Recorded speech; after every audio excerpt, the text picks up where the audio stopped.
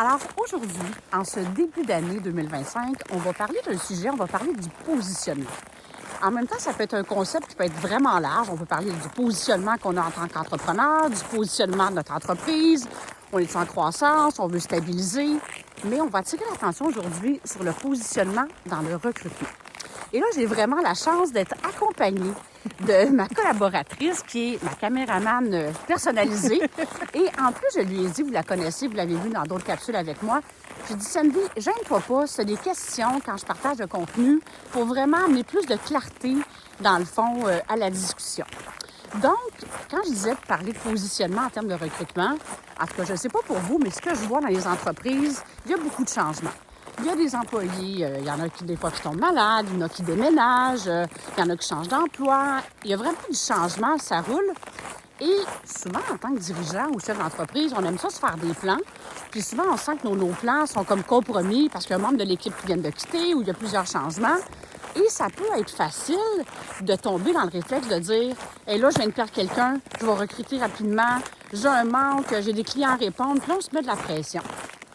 Et ceci dit, souvent, quand je vois ça, bien, le positionnement qu'on a, si on est pressé de recruter, si on est pressé de passer à l'action, des fois, c'est ça aussi que la personne qu'on est en train de recruter va recevoir. Fait que le positionnement, ça peut être de dire, est-ce que je peux prendre un recul? Il y a deux choses. Ça peut être de se dire, hey, peut-être qu'on a une opportunité de revoir comment les rôles, les activités, les tâches sont réparties au sein de l'équipe. Il y a peut-être des gens qui vont dire, hey, cette personne-là faisait ça, puis moi, j'aime vraiment ça, faire ça, puis j'avais pas l'occasion de le faire. Ça peut donner cette opportunité-là de remanier un petit peu les choses. Ou ça peut aussi dire, OK, c'est peut-être un bon moment de prendre un recul et de dire, je vais mettre de la clarté sur de qu'est-ce que j'ai besoin dans le savoir, le savoir-faire et le savoir-être. Et ça, là, cette réflexion-là, c'est pas quelque chose nécessairement qui va prendre 6 mois, mais c'est de prendre un moment déposé pour le faire. Parce que je parle de positionnement, puis dans le fond, dans un processus d'entrevue, c'est des deux côtés.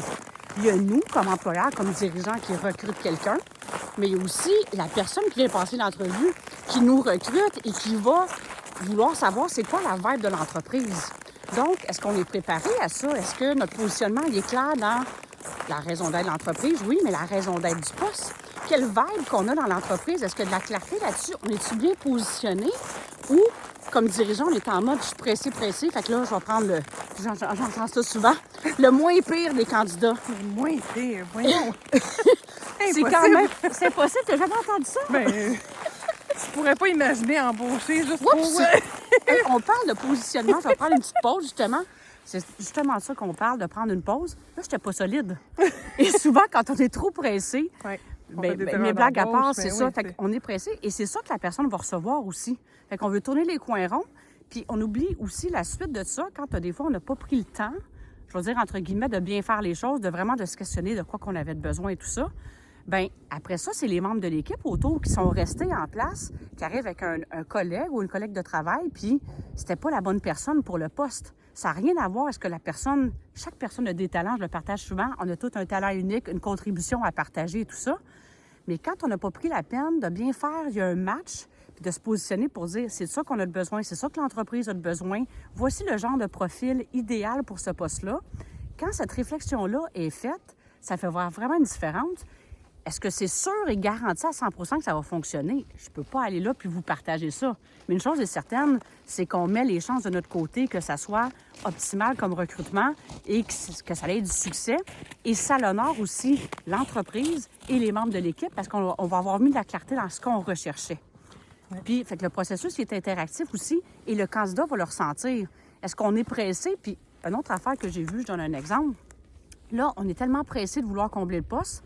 Là, on aime la personne qui arrive dans les 3 premières minutes, puis on se dit, tiens, c'est réglé, je viens de trouver la bonne personne. Oui. Puis dans le fond, on oublie, tu sais, dans un recrutement, je me dis, il y a un côté qui est intuitif, oui, c'est vrai.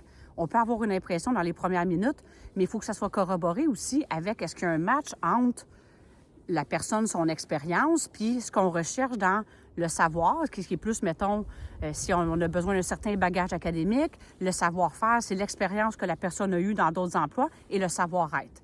Ceci dit, c'est beaucoup plus facile, je veux dire, d'accompagner, d'encadrer quelqu'un pour lui montrer le savoir-faire et le savoir-faire que le savoir-être. il n'y a rien qui se coache pas, là. C'est pas ça que je suis en train de dire, mais souvent, on dit qu'on va engager quelqu'un pour ses compétences et la remercier pour son attitude, et c'est vrai. Mais ceci dit, c'est une co-création. Peut-être une personne dans un environnement, dans une culture d'entreprise qui est, que justement, l'humain est au cœur, va pouvoir donner son meilleur et ça va faire ressortir, je vais dire, entre guillemets, le plus haut potentiel de cette personne-là. Fait que c'est sûr que c'est un échange là, qui se passe dans un contexte comme ça, mais tout ça pour dire que le positionnement que vous allez avoir comme entrepreneur, la clarté de la raison d'être du poste, de partager votre culture, de partager vraiment qu'est-ce qui va se passer en toute transparence et authenticité dans l'entreprise, la personne va pouvoir prendre une décision avisée aussi avant de dire oui, pour dire c'est-tu fait pour moi, c'est pas fait pour moi, et ça va faire en sorte que des fois, il va y avoir vraiment un match qui va être gagnant pour la suite des choses. Fait que c'est sûr que quand ça, c'est pas clair, bien, la personne, c'est ça qu'elle va recevoir aussi. Fait que le manque de clarté, souvent, part du départ, puis il va se poursuivre après par la suite. Puis là, ça se fait qu'on était pressé, puis on se ramasse au bout de 3-4 mois, c'était pas la bonne personne, on recommence le processus. Souvent, l'équipe autour dit encore qu'on va être obligé de recommencer la formation et tout ça. Fait que c'est tout ça, dans le fond, la suite qui vient avec des fois quand il y a un manque de clarté dans le positionnement dès le départ. Fait que là, je te vois, Sandy, tu avais l'air de vouloir dire quelque chose. Non, mais c'est tellement vrai, tu sais, quand tu parles du positionnement, je le vois moi aussi, des fois, quand je passe des candidats en entrevue, mon positionnement, tu sais, des fois, ma journée n'a pas bien été, ou je suis pressée, ou je suis stressée, ou des fois, je vois la personne arriver, puis inconsciemment, tu sais, des fois, on se comme tu disais tantôt, c'est la bonne personne, c'est sûr, ou des fois, on peut se dire, c'est pas la bonne personne, et on se base sur ça pour passer l'entrevue quand on pourrait passer à côté de quelqu'un, une perle rare, qui est peut-être moins apte socialement dans ces genres de choses, de situations-là. Et ça, je le dis souvent, on pourrait revenir là-dessus sur comment va se dérouler un bon recrutement. Tu sais, la personne aussi est stressée. Nous, des fois, on est stressés. Est-ce qu'on est en mode écoute aussi, le positionnement? Est-ce que moi, je veux tout parler, exprimer c'est quoi mon besoin, ou je suis en mode écoute aussi? Oui. Et le mieux, là, c'est de rendre la personne la plus à l'aise possible, qu'elle soit le plus naturelle possible pour la voir dans son vrai état. Parce que sinon, c'est comme si un peu il y a une game, là. Tu sais, moi, je veux montrer qu'on est les meilleurs, qu'on est la meilleure entreprise, l'autre personne veut se monter sur son meilleur jour, puis on est en train de se conter des histoires. C'est ça. C'est comme on peut se dire qu'est-ce qu'il y en est, là. C'est comme quand on date, hein? On se met toujours sur notre 36 pour la première fois, puis après ça, rendu. Le plus que possible qu'on va démontrer un enthousiasme, bien sûr, Oui. on va démontrer un intérêt et qu'on est prêt à une certaine forme d'engagement ou quelque chose, dépendant de ce qui est requis. Mais blague à part, c'est un petit peu ça aussi, c'est de dire, bien là, on est en train de mettre des masques, tu sais. Oui, Je parle souvent ça, des masques, là, on est dans des masques. Fait que le plus possible, on va être authentique.